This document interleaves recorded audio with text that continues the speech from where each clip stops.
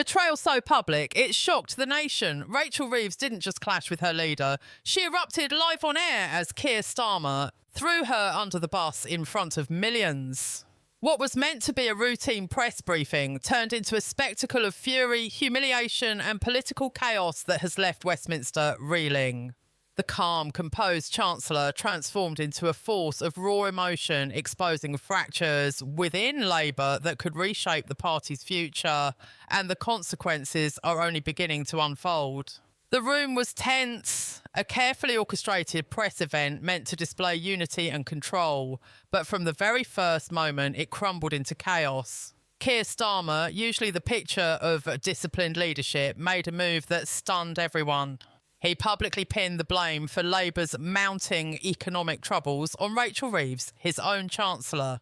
The £57 billion budget shortfall, already a source of intense scrutiny, became the centrepiece of his calculated betrayal.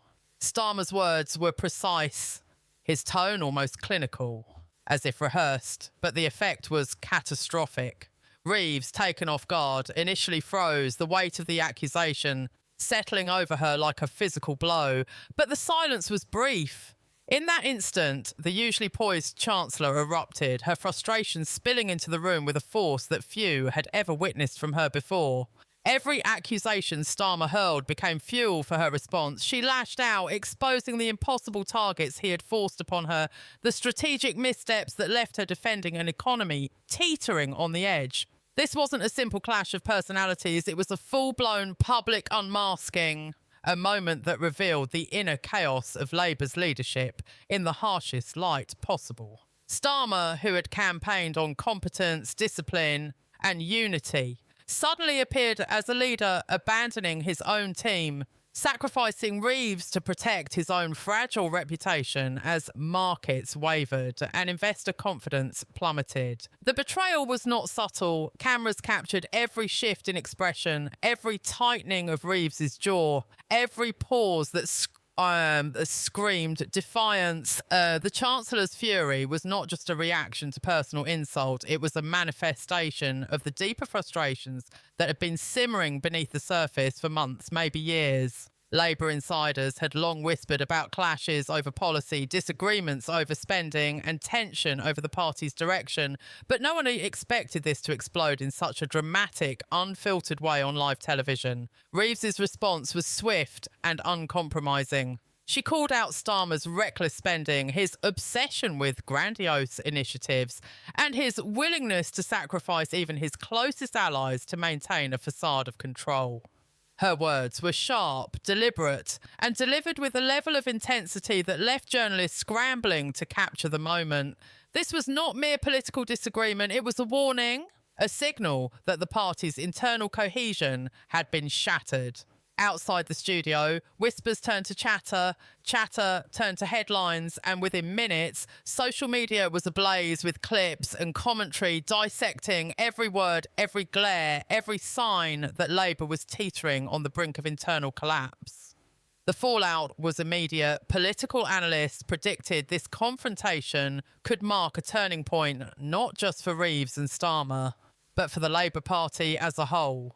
Reeves's eruption was more than a moment of frustration. It was a public challenge to the leadership, an exposure of the cracks and fractures that had long been concealed behind the party's polished image. As the room settled, the consequences were already clear. Labour's economic credibility had been questioned, the party's unity thrown into doubt, and Starmer's image as a calm, steady leader shattered before the eyes of the nation. The £57 billion deficit was no longer just a number. It was a symbol of strategic missteps, failed priorities, and a leadership willing to sacrifice allies in a desperate attempt to survive. Reeves's defiance was not just personal. It represented a growing movement within Labour ranks, a voice for those disillusioned by Starmer's leadership, and a sign that the party's future hung in a precarious balance. As the shockwaves from Reeves' outburst reverberated through Westminster, it became painfully clear that Labour was facing more than just a public argument. It was a leadership crisis unravelling before the nation's eyes.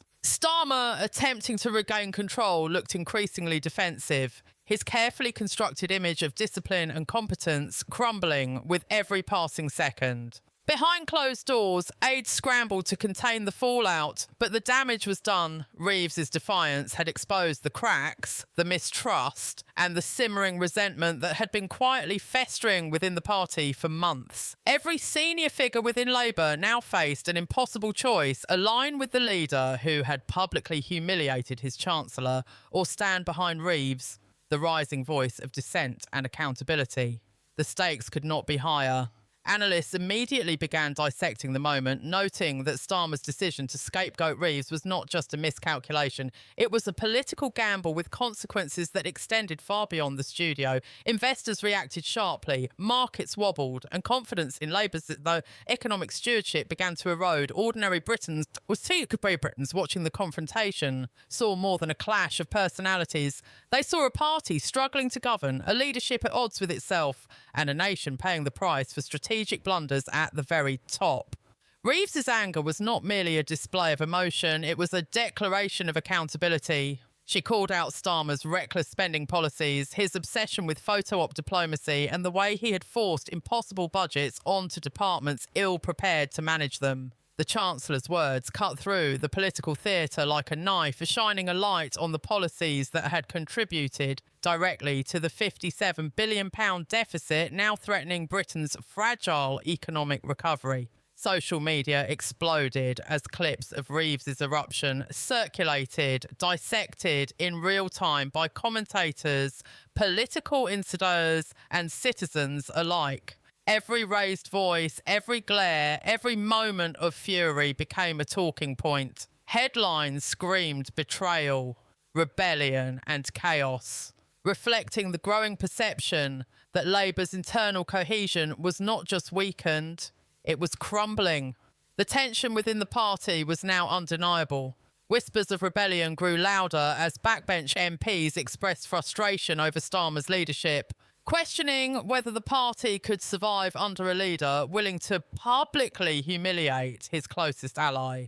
Reeves, meanwhile, emerged not as a victim, but as a symbol of resistance, refusing to accept blame for policies she had been forced to implement and pointing directly at Starmer's own strategic failures. Her courage in standing up to her leader emboldened others, signalling that the internal revolt was gaining momentum and that Labour's path forward was far from certain.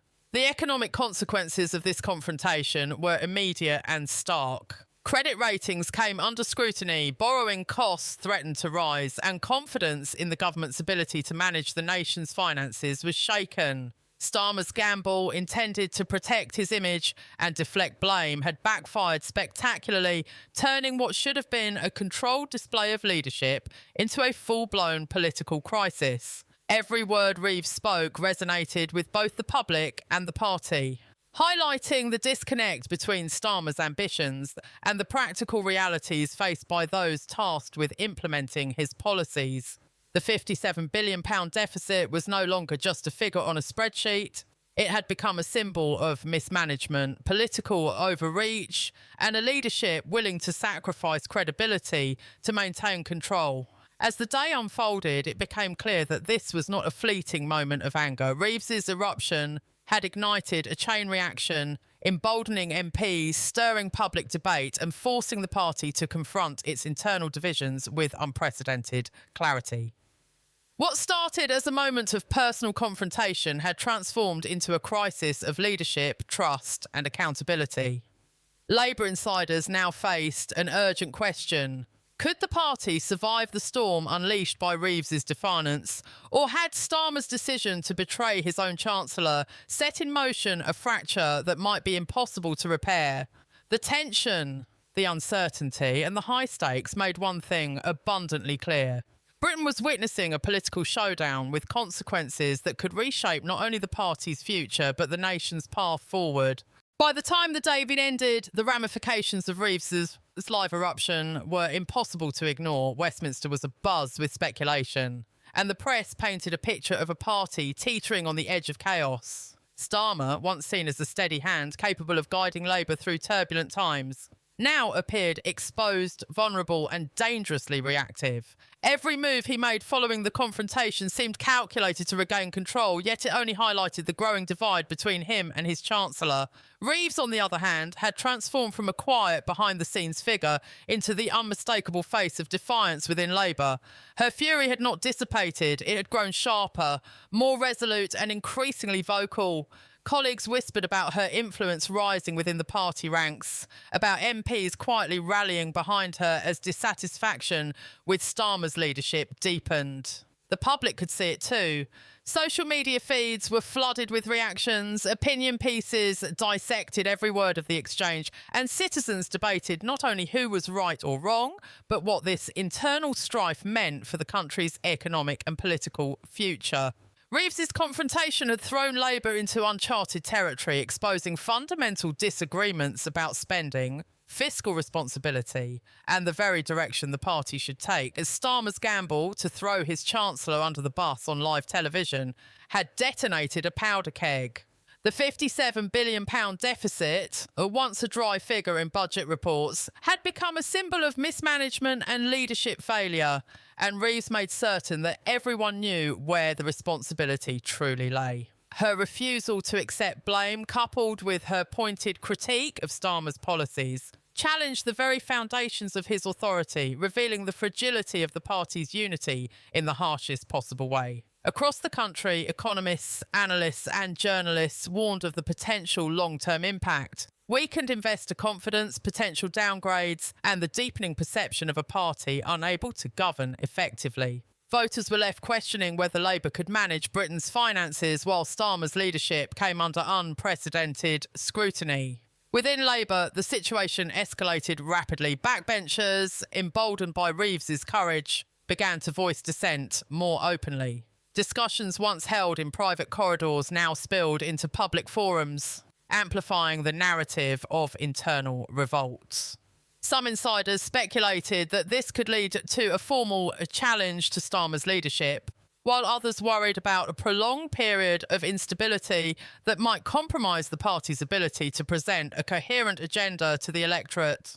The stakes could not have been higher. Reeves's stand had highlighted more than personal betrayal. It exposed a party at war with itself, struggling to reconcile ambitious spending plans with the harsh realities of an economy under strain.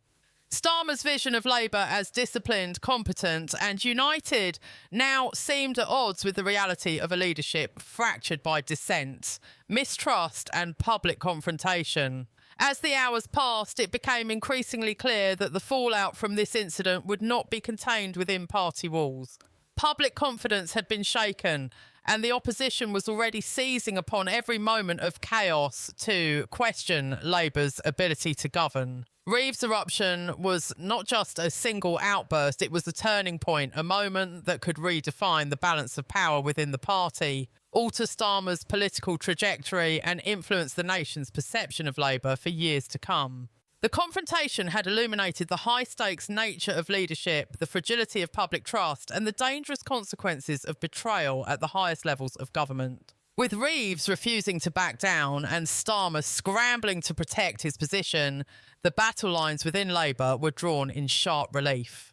The public had witnessed not only a clash of personalities, but a deeper ideological struggle over the party's future, its economic strategy, and its ability to navigate the complex landscape of modern British politics. This was not a fleeting scandal, it was a defining moment, a test of resilience, courage, and leadership. As Britain watched, the question remained, could Labour reconcile its internal divisions, restore credibility, and move forward as a united party? Or had Reeves's defiance exposed a fracture too deep to mend? The outcome was uncertain, the tension palpable, and the consequences for both Starmer and Reeves, and for the party as a whole, set to echo far beyond the walls of Westminster, shaping the political landscape of Britain in ways few could have predicted.